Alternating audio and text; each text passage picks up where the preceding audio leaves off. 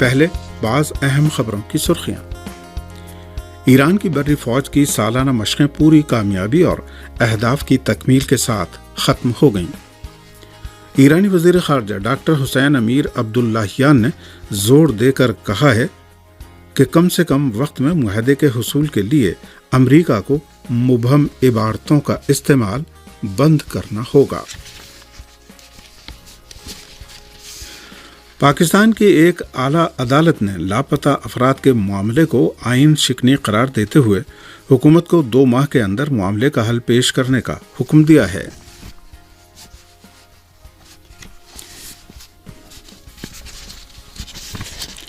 ایران کے وزیر داخلہ نے 40 حسینی کے موقع پر کربلا جانے والے زائرین کو سہولت دینے کے سلسلے میں عراقی وزیر اعظم سے ملاقات کی ہے، اور روس کے لڑاکا طیاروں نے شمال مغربی شام میں دہشت گردوں کے ٹھکانوں پر بمباری کر کے انہیں تہس نہس کر دیا ہے۔ اہم خبروں کی سرخیوں کے بعد اب خبروں کی تفصیل۔ ایران کی بری فوج کی سالانہ مشقیں پوری کامیابی اور اہداف کی تکمیل کے ساتھ ختم ہو گئیں۔ یہ مشقیں وسطی ایران کے صوبے اصفہان کے جنرل ملٹری زون میں شروع ہوئی تھیں۔ اقتدار 1401 کے نام سے انجام پانے والی مشقوں کے ترجمان نے بتایا کہ مشقوں کے دوران تمام تر فوجی ساز و سامان کو 700 کلومیٹر سے زیادہ کے فاصلے سے ایرانی ماہرین کی تیار کردہ ہیوی اور الٹرا ہیوی گاڑیوں کے ذریعے کم ترین وقت میں مشقوں والے علاقے میں منتقل کیا گیا۔ انہوں نے کہا کہ بری فوج کے ایئر ونگ کے ہیلی کاپٹروں اور ریپڈ ایکشن فورس نے موبلائزیشن آپریشن انجام دیا، جو اپنی پیچیدگی اور مہارت کے لحاظ سے حالیہ مشقوں کی بہترین کامیابی شمار ہوتا ہے۔ فوجی مشقوں کے ترجمان نے جنگ جیسے ماحول میں ہیلی کاپٹروں میں نصب نائٹ ویژن سسٹموں کے کامیاب تجربے کو ایرانی فوج کے ایئر ونگ اور اسٹارٹ اپ کمپنیوں کے اشتراک کا نمونہ قرار دیا۔ اقتدار 1401 فوجی مشقوں کے ترجمان نے ڈرون یونٹ کے کامیاب فلائنگ آپریشن کو فوجی مشقوں کی ایک اور کامیابی قرار دیتے ہوئے کہا کہ ہمارے لڑاکا اور ہتھیار بند ڈرون طیاروں نے فرضی اہداف کو کامیابی کے ساتھ نشانہ بنایا اور اگلے مرحلے میں اپنی فوجوں کو فضائی شیلٹر بھی فراہم کیا۔ ایرانی وزیر خارجہ ڈاکٹر حسین امیر عبداللہیان نے زور دے کر کہا ہے کہ کم سے کم وقت میں معاہدے کے حصول کے لیے امریکہ کو مبہم عبارتوں کا استعمال بند کرنا ہوگا۔ ارنا نیوز ایجنسی کے مطابق وزیر خارجہ ڈاکٹر حسین امیر عبداللہیان نے اپنے چینی ہم منصب وانگ یی سے ٹیلی فون پر گفتگو کے دوران 2 طرفہ، علاقائی اور عالمی مسائل کے علاوہ ایران پر عائد پابندیوں کے خاتمے پر بھی بات چیت کی۔ دونوں وزرائے خارجہ نے اسٹریٹجک تعاون کے جامع منصوبے پر عمل درآمد کی صورتحال کا جائزہ بھی لیا۔ وزیر خارجہ امیر عبداللہیان نے اس موقع پر کہا کہ تہران مناسب، مستحکم اور مضبوط معاہدے کے لیے سنجیدہ ہے، لیکن اس کے لیے ضروری ہے کہ امریکہ مسودے کے متن میں مبہم عبارتوں کے استعمال سے گریز کرے۔ انہوں نے کہا کہ اسی صورت میں کم سے کم وقت میں معاہدے پر اتفاق ہو سکتا ہے۔ اس موقع پر چین کے وزیر خارجہ نے بین الاقوامی سطح پر یک طرفہ پالیسیوں کو مسترد کرتے ہوئے ایٹمی مذاکرات میں ایران کے معقول موقف اور اپنے قانونی حقوق کے حصول کے لیے تہران کی جد و جہد کی حمایت کی۔ انہوں نے تہران اور بیجنگ کے مابین تعلقات میں مزید فروغ پر بھی زور دیا۔ اسلامی جمہوریہ ایران کی حکومت نے کہا ہے کہ خلیج فارس کے 3 جزیرے ایران کا اٹوٹ حصہ اور دائمی ملکیت ہیں، اور خلیج فارس تعاون کونسل کے بعض ممالک نے اندازوں میں غلطی کر کے غیر علاقائی طاقتوں کی مداخلت کا راستہ ہموار کیا ہے۔ ایران کی وزارت خارجہ کے ترجمان ناصر کنانی نے خلیج فارس تعاون کونسل کے حالیہ اجلاس میں ایران کے 3 جزیروں ابو موسیٰ، تنبے بزرگ اور تنبے کوچک کے سلسلے میں کیے گئے دعووں کو مسترد کرتے ہوئے ان جزیروں کو ایران کا اٹوٹ حصہ قرار دیا اور کہا کہ یہ جزیرے ان کی دائمی ملکیت رہیں گے۔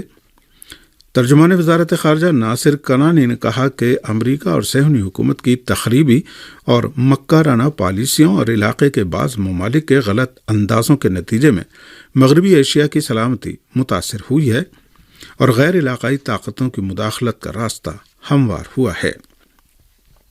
انہوں نے کہا کہ خلیج فارس تعاون کونسل کے بعض ارکان ذمہ داری کا ثبوت پیش کرنے اور اپنی ناکام اور شکست خوردہ پالیسیوں کو اصلاح کرنے کے بجائے پرانے بے بنیاد دعووں کو دہرا رہے ہیں۔ انہوں نے کہا کہ اسلامی جمہوریہ ایران ہمیشہ اس بات کا قائل رہا ہے کہ علاقے کی مشکلات کا حل ہمسایہ ممالک کے تعلقات میں فروغ کے ذریعے ہی ممکن ہے۔ انہوں نے زور دے کر کہا کہ غیر علاقائی طاقتوں کی مدد حاصل کیے بغیر مغربی ایشیا کی سلامتی کو یقینی بنایا جا سکتا ہے۔ پاکستان کی ایک اعلیٰ عدالت نے لاپتہ افراد کے معاملے کو آئین شکنی قرار دیتے ہوئے حکومت کو 2 ماہ کے اندر معاملے کا حل پیش کرنے کا حکم دے دیا ہے۔ میڈیا رپورٹوں کے مطابق پاکستان کے وزیر اعظم شہباز شریف لاپتہ افراد کے مقدمے میں جمعرات کو اسلام آباد ہائی کورٹ میں پیش ہوئے اور اس معاملے کے حل کی یقین دہانی کرائی۔ سماعت کے دوران چیف جسٹس اسلام آباد ہائی کورٹ جسٹس اطہر من اللہ نے ریمارکس دیے کہ بادی النظر میں عدالت سمجھتی ہے کہ لاپتہ افراد کا معاملہ آئین توڑنے کے مترادف ہے اور ہمیں لگتا ہے کہ لوگوں کو لاپتہ کرنا ریاست کی غیر اعلانیہ پالیسی ہے۔ انہوں نے وزیر اعظم سے استفسار کیا کہ کیا اداروں نے ریاست کے اندر ریاست بنا رکھی ہے۔ اس موقع پر پاکستان کے وزیر قانون نے لاپتہ افراد کے مقامات میں حائل رکاوٹوں کو بارودی سرنگوں سے تعبیر کرتے ہوئے کہا کہ اس معاملے میں جگہ جگہ بارودی سرنگیں بچھی ہیں، تاہم اس جانب کوئی اشارہ نہیں کیا کہ یہ بارودی سرنگیں کس نے بچھائی ہیں۔ اسلام آباد ہائی کورٹ نے وفاقی وزیر قانون اعظم نذیر تارڑ کی استدعا پر مزید اقدامات کے لیے 2 مہینے کا وقت دیتے ہوئے سماعت 14 نومبر تک ملتوی کر دی۔ یہ خبریں آپ کی خدمت میں ریڈیو تہران سے پیش کی جا رہی ہیں۔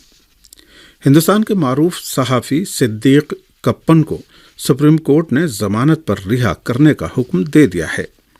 ہندوستانی میڈیا کے مطابق ریاست کیرل کے صحافی صدیق کپن کو، جنہیں اتر پردیش کی پولیس نے سن 2020 میں ہاتھرس میں گرفتار کر کے جیل میں ڈال دیا تھا، جمعے کو سپریم کورٹ نے 2 سال کے بعد ضمانت دے دی۔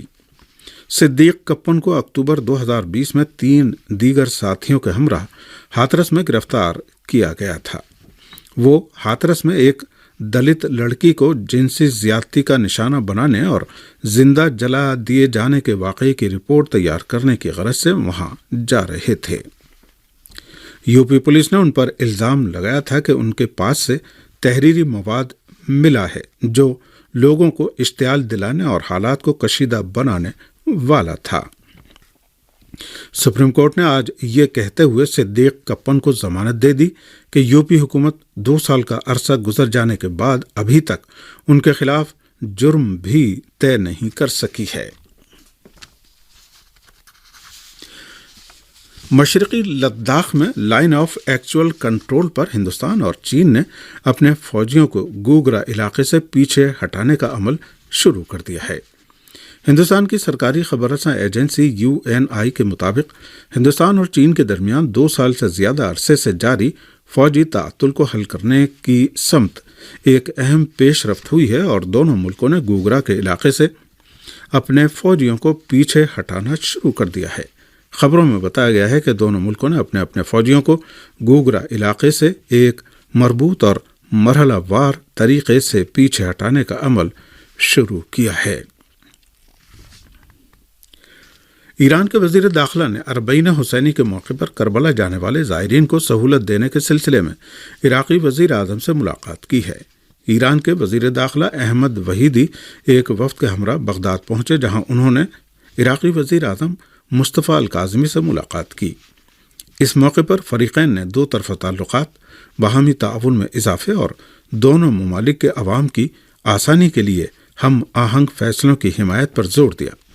بعد ازاں ایران کے وزیر داخلہ نے بتایا کہ ملاقات کے دوران زائرین کی کربلا روانگی، منظم خدمات پیش کرنے اور ان کی رہائش کو یقینی بنانے کے موضوعات پر تبادلہ خیال کیا گیا۔ وزیر داخلہ احمد وحیدی نے اس دورے میں اپنے عراقی ہم منصب سے بھی ملاقات کی اور اس دوران اربعین امام حسین علیہ السلام کے موقع پر عراق جانے والے زائرین کو بہتر خدمات پیش کرنے کے سلسلے میں گفتگو کی۔ ایران کے مختلف علاقوں سے اہل سنت والجماعت کا قافلہ محبین آل رسول عنوان کے تحت زیارت اربعین کی غرض سے عراق کے لیے روانہ ہو گیا ہے۔ 20 سفر کو سید الشہداء مظلوم کربلا حضرت امام حسین علیہ السلام اور آپ کے اصحاب باوفا کی شہادت کا چہلم ہے، اور اس مناسبت سے عراق اور دنیا بھر سے دسیوں لاکھ زائرین کربلا کی زیارت کے لیے جاتے ہیں۔ زائرین کا دائرہ صرف شیعہ یا اہل سنت سے مخصوص نہیں ہے، بلکہ دیگر ادیان و مذاہب کے ماننے والے بھی بڑی تعداد میں اربعین حسینی کے موقع پر نجف تا کربلا انجام پانے والے ملین مارچ میں شرکت کرنے کے بعد روضہ امام حسین علیہ السلام پر حاضری دیتے ہیں۔ روس کے لڑاکا طیاروں نے شمال مغربی شام میں دہشت گردوں کے ٹھکانوں پر بمباری کر کے انہیں تہس نہس کر دیا ہے۔ روسی خبر رساں ایجنسی اسپوتنک نے شام میں قائم روس کے آشتی مرکز کے حوالے سے بتایا ہے کہ شمال مغربی شام کے صوبے ادلب کے نواح میں واقع دہشت گردوں کے بعض ٹھکانوں کو ہمارے لڑاکا طیاروں نے نشانہ بنایا ہے۔ رپورٹ کے مطابق فضائیہ کے اس آپریشن میں ترکی اور مغربی ملکوں کی حمایت یافتہ درجنوں دہشت گرد ہلاک ہو گئے ہیں۔ اسپوتنک نیوز نے اپنے ذرائع کے حوالے سے ہلاک ہونے والے دہشت گردوں کی تعداد 120 کے قریب بتائی ہے۔ اس سے پہلے شامی فوج نے ادلب کے جنوبی سیکٹر پر دہشت گردوں کی نقل و حرکت کا پتہ لگانے کے بعد انہیں لائن آف کنٹرول کی جانب بڑھنے سے روک دیا تھا۔ فلسطینیوں نے غرب اردن میں مزاحمتی کارروائیاں تیز کر دی اور 4 مختلف مقامات پر صہیونی حکومت کے خلاف حملے کیے ہیں۔ فلسطین ٹوڈے کے مطابق تحریک مزاحمت کے جوانوں نے پچھلے 24 گھنٹے کے دوران غرب اردن میں فائرنگ کی 4 کارروائیاں انجام دی ہیں، جبکہ 12 مختلف مقامات پر فلسطینیوں اور صہیونی فوجیوں کے درمیان شدید جھڑپیں ہوئی ہیں۔ مغربی کنارے کے علاقے میں فلسطینیوں کی مزاحمتی کارروائیوں کے نتیجے میں غاصب صہیونیوں میں شدید خوف و ہراس پھیل گیا ہے۔ صہیونی فوج کے ترجمان نے فائرنگ اور جھڑپوں کی تصدیق کرتے ہوئے کہا ہے کہ ہوارا کے علاقے میں ایک فلسطینی شہری نے اپنی گاڑی سے فائرنگ کی، جس میں ایک اسرائیلی زخمی ہو گیا۔